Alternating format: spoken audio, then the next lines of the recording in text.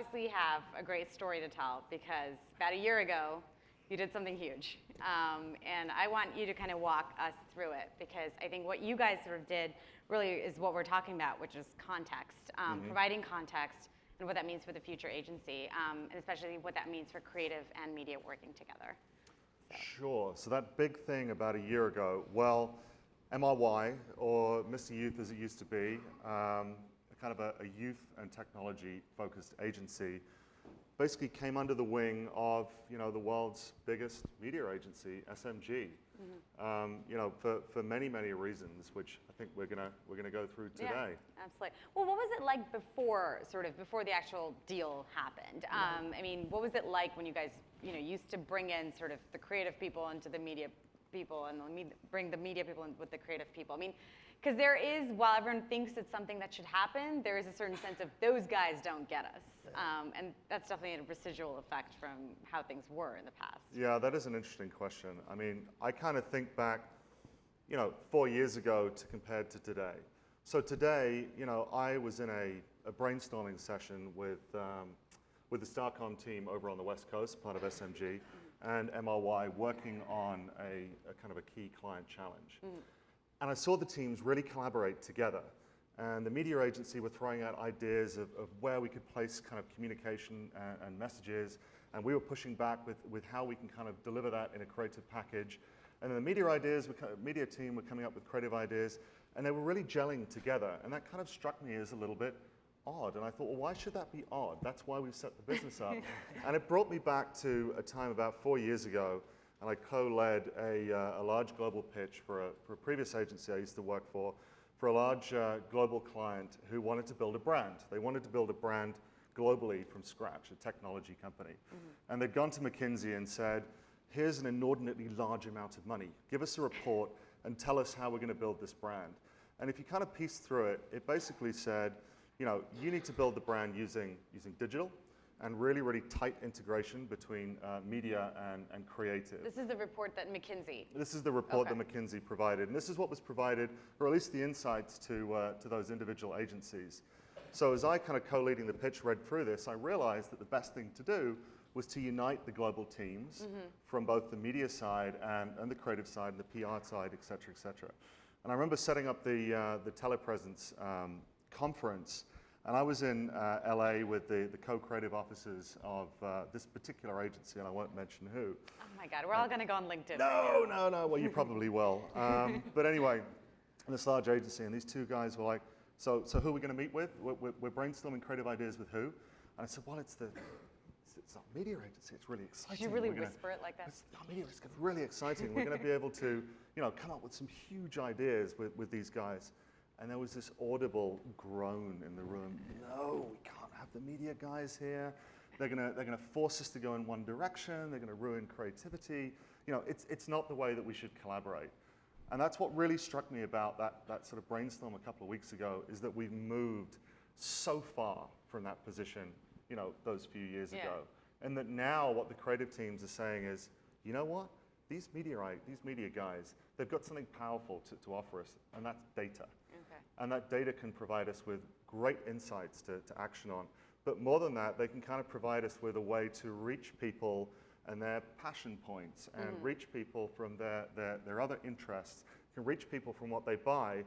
And I think the whole premise of this talk for us was to kind of say, you know what, in the past, guys, content was the real kind of sexy thing here. And I think what people are starting to find now is that context could actually be, the real sexy. I want to get your point of view with how the media guys, as Kingsley talking about, sort of how you guys sort of saw, when creatives walked in the room. I mean, was there a groan? That's a good question. So for 21 years, I was at Leo Burnett. Half of those working closely with the media folks as we were a combined entity. And then Starcom left and then became the agency it is today. Joined with MediaVest, became SMG. But I left 5 years ago to join SMG for a specific purpose. Starcom 5 years ago said, look, we want to move away from the buying and planning model, the traditional TV, print, out of home. At the time, it was 90% of our revenue, but this whole interweb and everything else was starting to take off. And we defined our company not as a media company, but as a human experience company. Okay. And behind that, there was a goal that in 4 years' time, by 2014, half our revenue would come from data analytics, content, and everything digital. At the time, that digital was display. It morphed into social, morphed into mobile, and now we've seen the onslaught of programmatic and everything else. So that actually repositioned the company, and that led to a strategy which was, look, if we're going to get after engaging our consumer, we had to do a couple fundamentals incredibly well. One, we had to get a better understanding of them. We had to move beyond X's and O's, if you will, to get to insights, audiences, and really understand that better. We then had to connect the dots between that consumer and how to engage them using all these new channels, which led us into several different practices, centers of excellence. One being the content space, not the creative space, the content space. And then lastly, the measurement. You know, how do we make sure that we're able to track through this path to purchase, the consumer engagement, because that was a question the clients would always get us. Right. Content played a big role in that. We started out with Liquid Thread. It was a branded entertainment. As you guys all know here, that was a classic find a property and really bring that through. American Idol is probably one everyone can relate to. We then looked at going further. We incubated a company called Zero Dot, which was media and technology, and they went across all our big clients trying to help solve some big, hairy problems, but framed up against where the media dollars were going and how we wanted to engage the consumer. Right. Last year, we brought on board MRY and Relevant 24. MRY, certainly at the time, the sea change that was going on with our clients, we knew that the youth audience was driving that. The new habits, the new technology, they were the leading indicators of everything changing and disrupting our categories. And that's where MRY played a unique role, not just because they can deliver experience on all those channels, but they have a unique insight into that youth audience. So when you say youth audience, who are you talking about? At the time, it was the millennials. Okay. Now we're seeing that transform Gen Z. into, you know, you pick the stereotype people want to throw. But the fact of the matter is, we all know if you're a client, if you're an agency, we're trying to chase a consumer. Right. And that consumer we're really chasing is the younger, those who have grown up native with technology and digital. They're the ones that are changing all the different categories. Our client, Airbnb, for example, you look at EA Sports and what's happening with sports. Just the other day, I read a study that said, look, there's 50 million people turning in to watch gamers play Legends of whatever. They're filling up Staples Stadium, packed out, overselling in 15 minutes. The world's just moved on, and anyone that was sitting in a traditional space has gotten plowed over. Yeah. And that's why we're trying to constantly evolve and innovate in terms of this consumer engagement. That's why MRY, we were excited to be able to bring them into SMG. And then when you think about the leverage we have the media dollars, the partnerships. We're able to activate a lot of those ideas in real time and really be able to handle both strategy and execution and even measurement with them. And we're starting to see that pay off. If anyone thinks it's easy, I've heard other people talk about managing cultures, the entrepreneurial culture. It's very true. SMG is a big, designed to be big for global clients. Right. MRY coming out of Mr. Youth, Matt Britton, very agile, very spontaneous, very dynamic. So we have to blend those cultures and we have to make these things work across our clients. And that's where we really focus is what's the client's problem we need to solve? And then how do we bring these things to solve those problems in a new, differentiated way? So I want to go back to the culture thing because I think we had this discussion in the town hall today. You know, there's a lot of issues with bringing creative media together. One of them I think is more about the cultural issue than the other one sort of about measures of success. Like how do you know it's working? How do you tell clients that it's working? So let's start with the first one. What were the cultural always going to be the difficulties? interesting one. Yeah. So look, as John said, large global organization, very different set of skill sets than MRY, which is why we were sort of brought together. So culture was always going to be a challenge. Just silly things like the SMG guys work on PCs, we work on Macs. They tend to like dressing up a little bit smarter. MRY guys a little bit more laid back. The MRY office in New York is kind of filled with Segways and unicycles and various other fun things. So it is a very different culture. Yeah. But I think the one thing is that once you start collaborating around one challenge, the client challenge, it's irrelevant what kind of culture there is, because people start to find excitement in finding solutions. And once those solutions start to pique the client's interest and you get rewarded from that, doing a good job, the culture kind of falls away. And I think the way that we've been meeting it is to meet it head on. And to say, okay, for example, large global financial client that we have jointly, instead of trying to slowly piece those two cultures together, the two teams are going to be moving in together in New York to work together and hash it out and collaborate together. But they're not living together, right? They're not going to be living Thank God. together, not That would be quite really yet. Although kind of that's not a extreme. bad idea. No, Might don't go do in the that, comments no. and suggestions box. I think HR would have a challenge with Yes. that. But no, the two teams are going to be working together out of one office. And of course, there's a set of kind of tools and guiding principles that will sit over that. But really, it's just get in there and rally around a challenge. Yeah. What about the other side, which is sort of the metrics for success? I think that's one of the other things that we were talking a lot about. What does it mean to be successful when you actually bring these things together? You're talking about context. They're all very new things. Clients are sometimes measuring success in a very different way. You know, sometimes it's as simple as, did my sales go up? That's it. You know, and that can be frustrating for agencies. And it can be really frustrating when two you come together. Ultimately, this guy's got to deliver revenue and growth for us. So, Right. I've just been hammered on that about 10 minutes ago. Beyond that, we all do have to do that, right? We're in business to do it and hopefully do it profitably. But at the end of the day, what Kingsley said, it's about the client. It's about client engagement. It's not about selling them a different tool, a different content piece, a data strategy. It's really about solving some of their problems. And the more pieces that you can bring together in a very seamless way, the more engagement, the more trust you're able to build if you can do that and do it in a smart way. So that's what we're trying to do.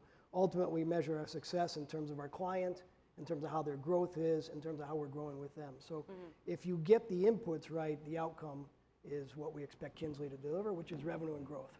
And I think, thanks for that. No pressure. I'll just wipe that bead of sweat from my brow.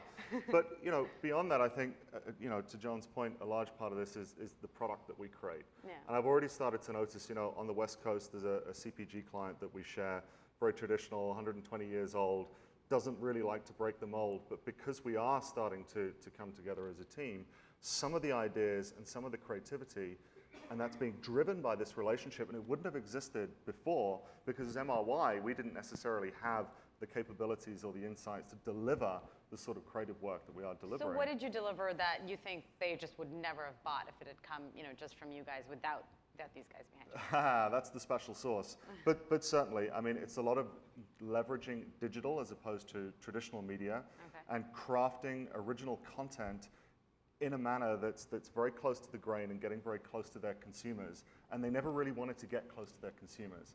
They were very focused on the brand and brand visibility rather than looking under the hood and saying, well, who uses this? And how do they use this product? And how can I share how they use that product? And where can I find people who are going to be interested in those stories about how I use that product?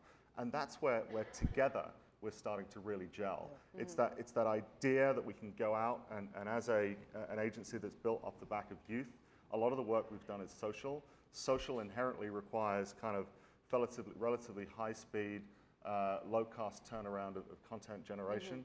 And taking that to a very traditional client that likes very glossy kind of advertising and taking that kind of approach has really opened their eyes. And they said, wow, we can actually turn a mirror to our consumers and say, this is how you use our product and celebrate it.